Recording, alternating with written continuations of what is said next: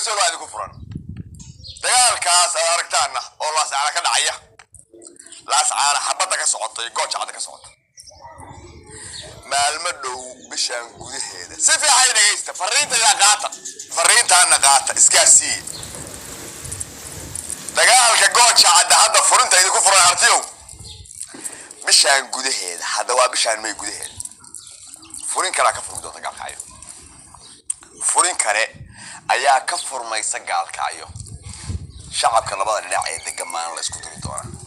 niman gaangistara ayaa loo soo diri doona oo xabad ka dhex bilaaba si fiican dhageysta dhaqaale lagu bixin doona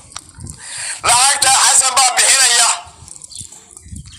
qorshahaasna waxaa dejiyay Ismaaciil Cumar Geela dejiyay si qolayska SNM looga dulqaado xuduudan ciidana tirada hartiga loo dulqaado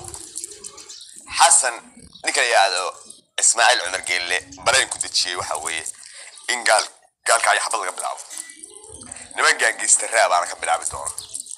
سي قريش كهال كان اللي أرتقوا صغيرين غير بحاجة هذه سي قريش كان راس على لوجو تشي سي بعيد جيست ما هاي تصوته أنت واحد بهنا هذا الشيخ محمد نكوسو ديبا يو قرشها فلونا يله وين معلم فقوي